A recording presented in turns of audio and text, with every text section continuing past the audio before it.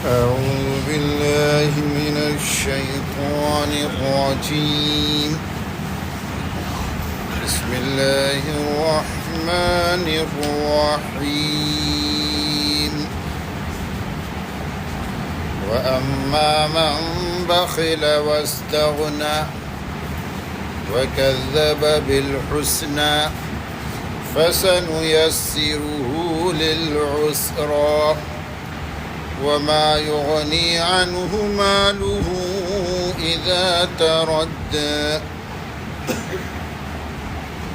إن علينا للهدى وإن لنا للآخرة والأولى فأنذرتكم نارا تلظى لا يصلاها إلا الأشقى الذي كذب وتولى وأما من بخل. سورۃ اللیل آیت نمبر 8. اور بہرحال جس نے بخل کیا، واستغنا اور بے پرواہی برتا، وَكَذَّبَ بِالْحُسْنَى اور حسنہ کی تکذیب کی، حسنہ کو ریجیکٹ کیا، فَسَنُيَسِّرُهُ لِلْعُسْرَىٰ ہم اس کو سہج کر سختی تک پہنچائیں گے. پچھلی آیتوں کو اس سے موازنہ کر لیجئے. پیچھے کہا گیا من آتا واتقى وصدق بالحسنى فسنيسره لليسرى. اب کہا جا رہا ہے جس نے بخل کیا. بخیلی کے بارے میں بارہا بات آئی ہے. دیکھیے ویسے تو بخیلی، کنجوسی، مائزرنگ، بخیلی کے بھی درجات ہیں.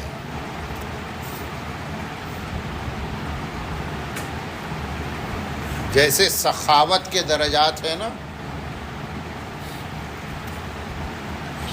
عدل، احسان، ایثار، اس کے 3 درجات ہیں. عدل کا مطلب جیسا کو تیسا. اس نے آج مجھے چائے پلا دیا، کل میں اس کو چائے پلا دوں گا، یہ عدل ہو گیا. احسان کا مطلب کہ آج اس نے مجھے خالی چائے پلایا، کل میں نے اس کو کڑک پاؤ کے ساتھ چائے پلا دیا، یہ تھوڑا احسان ہو گیا. ایثار کا مطلب، ایثار جو ہے یہ سخاوت کا بہت اونچا درجہ ہے. ایثار کا مطلب جیسا کو تیسا نہیں، تھوڑا احسان کر دے، اچھا کر دینا نہیں، بلکہ ایثار کا مطلب یہ ہے کہ اپنی کیپیسٹی کے بیونڈ جا کر. اس نے آج مجھے چائے پلایا تو میں بدلہ نہیں اتار رہا ہوں. اس نے مجھے پلایا نہیں کچھ کی، اس کا مجھ پر کوئی احسان نہیں ہے، اور میری وہ صلاحیت بھی نہیں ہے اتنی، لیکن پھر بھی اپنا پیٹ کاٹ کر میں دوسرے کو کھلا رہا ہوں. یہ ایثار ہے، یہ سخاوت کا اونچا درجہ ہے. ابھی بات آئے گی. حضرت ابوبکر صدیق رضی اللہ، آپ صلی اللہ علیہ وسلم نے فرمایا نا، یہ جو غنا ہے مالداری دل کی ہے. سب جیب کی مالداری تو سمجھتے ہی ہم کہ مالدار ہونے کا مطلب کیا ہے، جس کی جیب بھری ہوئی ہو، لیکن اصل مالداری جس کے دل میں غنا ہو. حضرت ابوبکر صدیق رضی اللہ تعالیٰ عنہ کا تذکرہ انشاءاللہ کل تفصیل کے ساتھ آئے گا. حضرت ابوبکر کو سب سے بڑا سخی کہا جاتا ہے، جبکہ ان کی جیب زیادہ بڑی نہیں تھی.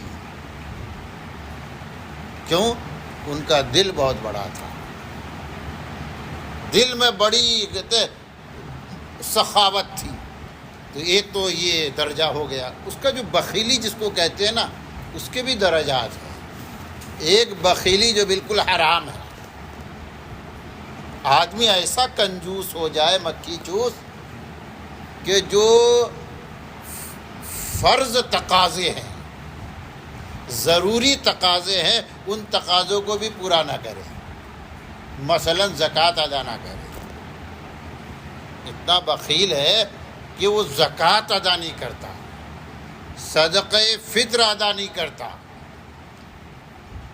جہاں پر خرچ کرنا واجب ہے اس کو ادا نہیں کرتا. تو اس طرح تو بخیلی بالکل حرام ہے، اشد حرام. اور ایک بخیلی یہ ہے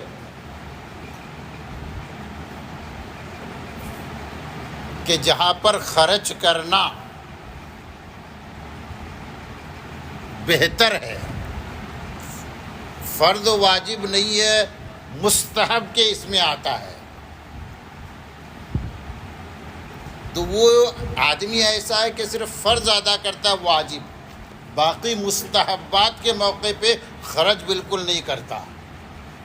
تو یہ کہا جائے گا یہ بخیلی مندوب اور مستحب کے اپوزٹ ہے، جس کے لیے آپ مکروہ کا لفظ استعمال کریں گے کہ ایسا بخیل ہو جانا آدمی کے لیے ناپسندیدہ ہے، خلاف اولا ہے.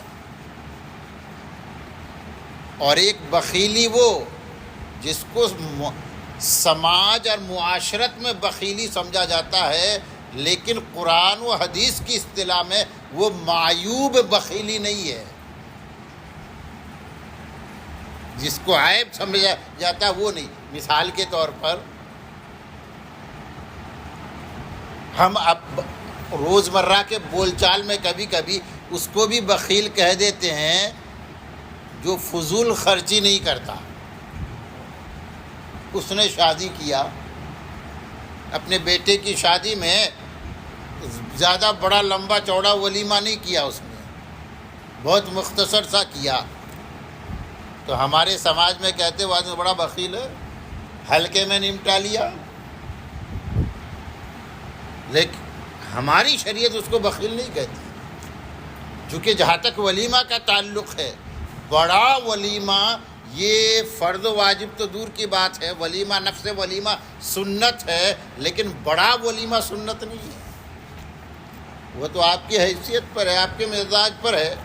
حضور اکرم صلی اللہ علیہ وسلم سے دونوں طرح کا ولیمہ ثابت ہے، اہتمام کرنا اور بہت ہلکے میں کہ بھائی تھوڑا میں لاتا ہوں یہاں تک کہ تم بھی کچھ لے کے آؤ اور مل جل کر کھا لیں گے.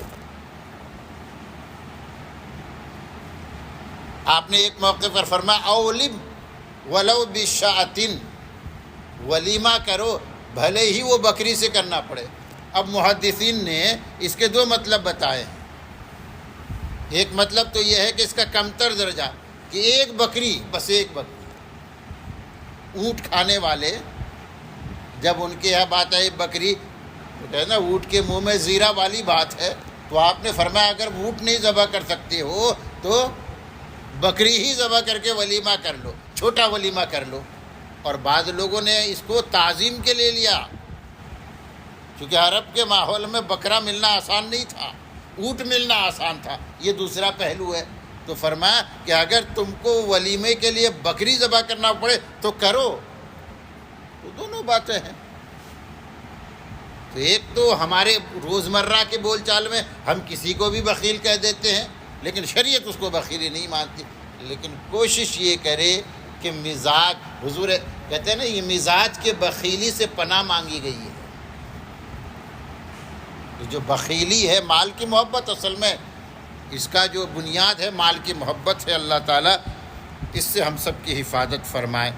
تو فرمایا جس نے بخل کیا، جیسے واقعہ کل بیان ہوا تھا نا کہ اس نے کتنا لالچی تھا کہ حضور اکرم صلی اللہ علیہ وسلم سے جنت کا سودا، جنتی سودا کرنے پر انکار کر دیا، یہ سوچ کر کہ میرا مال ضائع چلا جائے گا. نعوذ باللہ. بخیل آدمی یہی سمجھتا ہے، وہ ضائع ہونا سمجھتا ہے. وہ یہ نہیں سمجھتا کہ میں نے اپنے اکاؤنٹ میں ڈپوزٹ کر دیا اس کو، جب اللہ تعالیٰ کے سامنے میری پیشی ہوگی تو میں اس کو تو وڈرا کروں گا اور بہت زیادہ نفع کے ساتھ، انٹرسٹ کے ساتھ کروں گا. وہ نہیں سمجھتا، وہ کہتا ضائع چلا گیا. واستغنا، آپ نے فرمایا جنت میں درخت اگے گا، اس نے کہا مجھے جنت نہیں چاہیے۔ وَكَذَّبَ بِالْحُسْنَى، اور اس نے اچھی بات کی تکذیب کر دی۔ یا تو اس سے مراد وہی جنت کا وعدہ، آپ نے جو ثواب بیان کیا اس پر یقین ہی نہیں کیا، اس کو جھٹلا دیا، یا اس سے مراد کلمہ طیبہ، کلمہ ایمان کو جھٹلانا، کلمہ ایمان لا الہ الا اللہ محمد الرسول اللہ کو جھٹلانا۔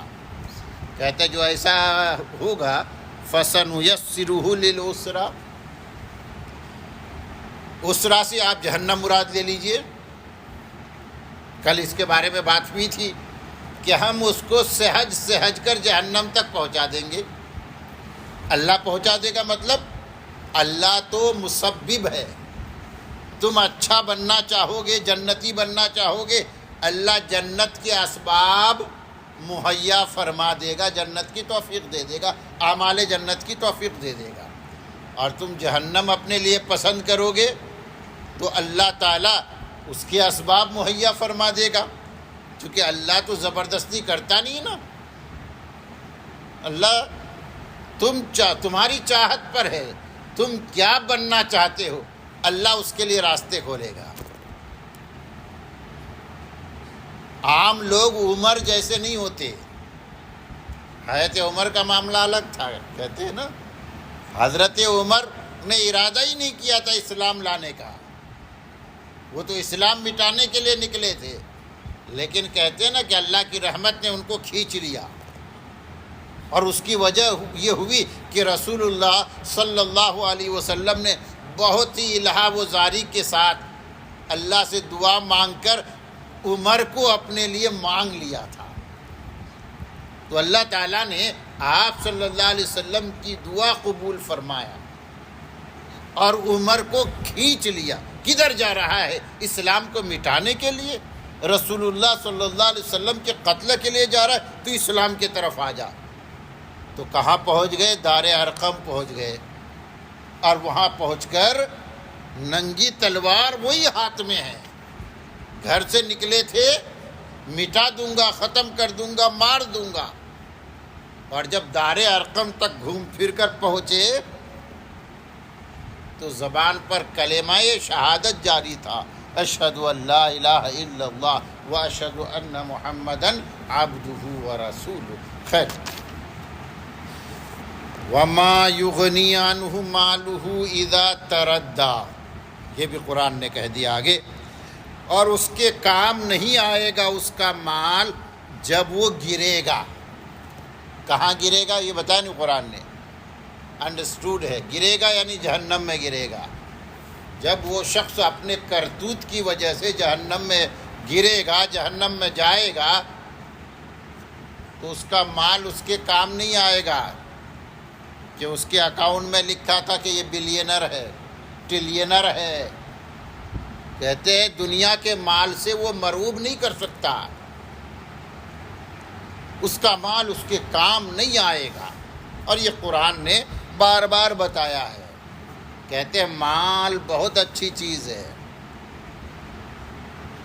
حدیث میں بڑی اچھی حدیث فرمایا، نعمہ بالمال الصالح للرجل الصالح، اچھا مال اچھے آدمی کے لیے کیا ہی اچھی چیز ہے۔ آدمی اچھا ہو، نیک ہو، اور مال حلال ہو، تو واقعتاً مال اللہ کی بہت بڑی نعمت ہے۔ آپ مال کے ذریعے اتنی ساری نیکیاں کما سکتے ہیں کہ جس کے پاس مال نہیں ہے اس کے لیے وہ ساری نیکیاں کمانا مشکل ہے نا۔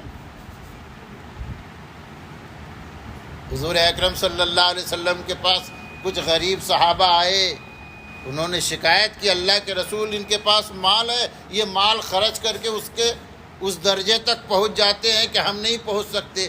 تو آپ نے کچھ وظیفہ ان کو بتا دیا، بھائی یہ پڑھو۔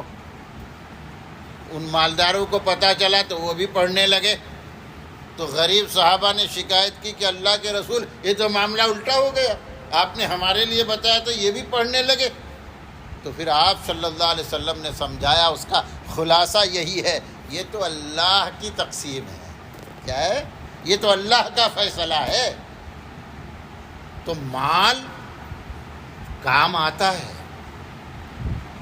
اگر آدمی کے پاس اس کا صحیح استعمال کرے، لیکن اگر صحیح استعمال نہ کرے، بخیلی کرے، تو جب وہ جہنم میں گرے گا، جہنم کے گڑھے میں گرے گا، اس وقت اس کا مال کام نہیں آئے گا. ان علینا للہدیٰ، بے شک ہمارے ذمے ہے رہنمائی کرنا. یہ دیکھیے اللہ تعالیٰ نے اپنا ضابطہ بتایا ہے، سنت اللہ کا بیان ہے. ہمارے ذمے ہے ہدایت کرنا. پیدا اللہ نے کیا ہے، یہ دنیا کس کی ہے؟ اللہ کی ہے. ہم سب اللہ کے، تو رہنمائی کرنا بھی اللہ کے ذمے ہے. اب یہ جو رہنمائی ہے دو طرح کی ہے، پہلے بھی بات آئی ہے. ایک تکوینی رہنمائی جس کو کہتے ہیں، اور ایک تشریعی رہنمائی. اللہ تعالیٰ نے جس کو بھی پیدا کیا ہے اس کو ہدایت کی ہے کہ تیرے ذمے یہ کام ہے اور یہ کام اس طرح ہونا ہے. مچھلی کو پیدا کیا پانی میں، اس کو ہدایت دی کہ تمہیں سوئمنگ کرنا ہے. پیدا ہوتے کے ساتھ ہی سوئمنگ چالو.